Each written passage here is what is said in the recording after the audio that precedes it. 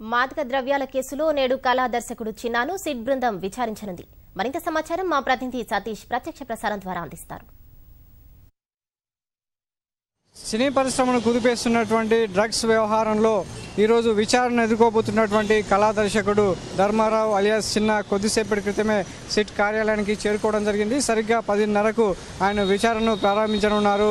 ఈ కేసులో ఇప్పటికే 5గురిని నటీనటులను విచారించినటువంటి అధికారులు ఈరోజు 6వ వ్యక్తిగా చిన్నాను ప్రశ్నించబోతున్నారు. డ్రగ్స్ వ్యవహారానికి సంబంధించి నోటీసులు అందుకుంటున్నటువంటి చిన్న తన ఆరోపణలపై ఈరోజు అధికారులకు సమాధానం ఇవ్వబోతున్నారు.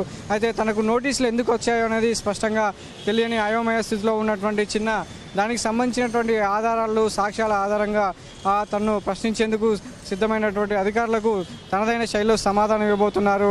తెలుగు చలనచిత్ర పరిశ్రమలో కళా దర్శకుడిగా తనకంటూ ప్రత్యేక గుర్తింపు తెచ్చుకొని అటు తమిళ తెలుగు పరిశ్రమలో ఒక కళా దర్శకుడిగా ప్రత్యేకతను సంతరించుకున్నటువంటి చిన్న ఈ కేసులో ఆరోపణలు ఎదుర్కొన్నటువంటి ప్రముఖ దర్శకుడు పూరి జగన్నాథ్కి సంబంధించినటువంటి అన్ని చిత్రాలకు కళా దర్శకుడిగా పనిచేశారు. అదేవిధంగా ప్రముఖ కళా దర్శకుడైనటువంటి ఆనంద్ సాయి శిష్యుడిగా ఈ విద్యను నేర్చుకున్నటువంటి చిన్న దీనికి సంబంధించి ఈ కేసులో ప్రధానమైనటువంటి డ్రగ్స్ వ్యవహారానికి సంబంధించినటువంటి ఆరోపణలో ఒకటిగా నిలిచాడు. అయితే దీనికి సంబంధించి చిన్నాను ఎందుకు పిలిచారనేది కూడా తర్వాత ఉత్కంఠ నెలకొంది. తనకు ఎలాంటి అలవాట్లు లేవు, డ్రగ్స్ వ్యవహారంలో తనకు ఎలాంటి సంబంధం లేదని చెప్పి నోటీసులు అందుకున్న అప్పటి నుంచి కూడా మొత్తుకుంటున్నటువంటి చిన్న దానికి సంబంధించి ఆరోపణలపైన ఈరోజు సమాధానం ఇచ్చేందుకు 10 గంటలకే సిట్ కార్యాలయానికి చేరుకోవడం జరిగింది. అయితే ఈ కేసులో ఇప్పటి వరకు విచారించినటువంటి 5గురిని కూడా సుదీర్ఘంగా విచారించినటువంటి అధికారులు ఇండస్ట్రీకి సంబంధించినటువంటి డ్రగ్స్ వ్యవహారంలో ఎవరెవరి పాత్ర ఏ విధంగా ఉంది, మత్తు పదార్థాలు ఎవరు సరఫరా చేసేవారు, ఎవరు వినియోగించేవారు, ప్రస్తుతం ఎవరెవరు తీసుకుంటున్నారనే కోణంలో కూడా ఒక్కొక్కరిని కూలంకషంగా ప్రశ్నించినటువంటి అధికారులు ఈ మత్తు పదార్థాల మూలాలను వెతికే ప్రయత్నంలో సుదీర్ఘంగా విచారణ జరుపుతున్నారు. మొత్తం సుప్రీంకోర్టు మార్గదర్శకాలకు అనుగుణంగానే ఈ విచారణ జరుగుతుందని స్పష్టం చేసినటువంటి ఎక్సైజ్ శాఖ అధికారులు ఆ ఆదేశాల మేరకే ప్రతి ఒక్కరిని కూడా విచారిస్తున్నాము. తమకు సంబంధించినటువంటి అనుమానాలను నివృత్తి చేసుకోవడమే కాకుండా ఈ డ్రగ్స్ సరఫరా చేసినటువంటి ముఠాల ఆగడాలను అడ్డుకట్ట వేసేందుకు ప్రభుత్వ ఆదేశాల మేరకే సుదీర్ఘంగా విచారిస్తున్నామని చెప్పడం జరిగింది.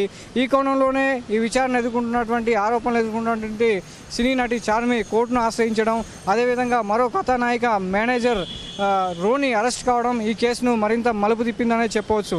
అయితే దీనికి సంబంధించి ఈ వ్యవహారంలో నిన్న ఘాటుగానే స్పందించినటువంటి ఎక్సైజ్ శాఖ అధికారులు కోర్టును ఆశ్రయించినప్పటికీ తాము సుప్రీంకోర్టు గైడ్లైన్స్ ప్రకారమే పూర్తి స్థాయిలో విచారణ జరుపుతున్నాం.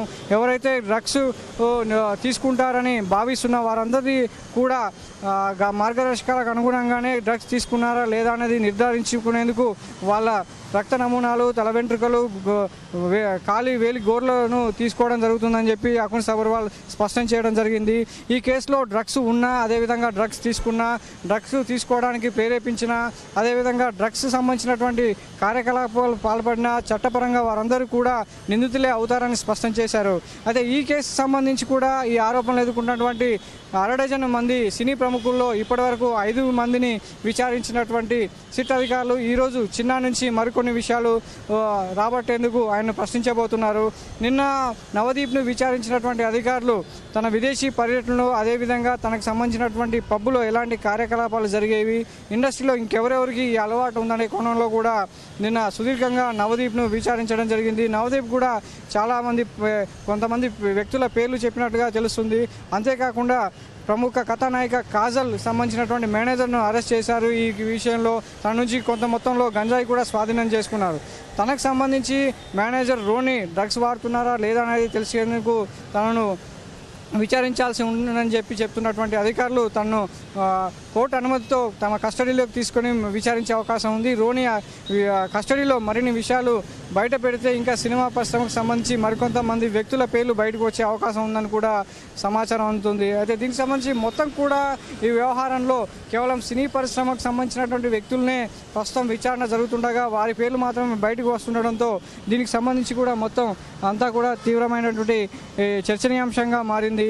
అంతేకాకుండా ఈ కేసులో సినీ ప్రముఖులే కాకుండా దాదాపు మిగతా 20 మంది మిగతా వ్యక్తులను కూడా విచారించడం జరిగిందని చెప్పి అధికారులు స్పష్టం చేయడంతో కొంతవరకు ఊపిరి పీల్చుకున్నారు. కానీ నిన్న జరిగినటువంటి పరిణామాలతో ఈ కేసు మరిన్ని మలుపులు తిరుగుతుందని కూడా చెప్పవచ్చు. అంతేకాకుండా మనకు అందినటువంటి సమాచారం మేరకు మరికొంతమందికి కూడా నోటీసులు అందుతాయని తెలిసింది. సినీ ప్రముఖులు ఎవరెవరికి నోటీసులు పంపిస్తారనేది కూడా అంతటా కూడా బెంబేలిస్తుంది. వారందరినీ కూడా తీవ్రమైనటువంటి ఆందోళనకు గురి చేస్తుందని చెప్పవచ్చు. విచారణకు హాజరవుతున్నటువంటి సినీ నటీనటులందరూ కూడా ముందుగానే సమాయత్తమై విచారణను ఎలా ఎదుర్కోవాలి అనేది కూడా ముందే తమ వ్యక్తిగత వైద్యులను కానీ ఇతర వ్యక్తులను కానీ సంప్రదించి విచారణలో ఎలాంటి నిర్మోహమాటం లేకుండా తాము తెలిసినటువంటి విషయాలను తాము ఏదైతే వాళ్ళు భావిస్తున్నారో స్పష్టంగా మేము డ్రగ్స్ తీసుకోలేదనే విషయాన్ని వాళ్ళ మీద నమ్మకం వ్యక్తం చేస్తున్నారో వారు కూడా అధికారులకు తమ తెలిసిన సమాచారాన్ని ఇచ్చేందుకు కూడా అధికారులకు సహకరిస్తామని చెప్తున్నారు. ప్రస్తుతానికైతే సిట్ కార్యాలయానికి చేరుకున్నటువంటి కళా దర్శకుడు చిన్నాను ఈరోజు విచారించనున్నారు. మరి చిన్న ఏం చెప్తారు, ఈ కేసు సంబంధించినటువంటి విషయాలు ఎలాంటి మలుపు తిరుగుతాయనేది చూడాల్సి ఉంది. Vote studio.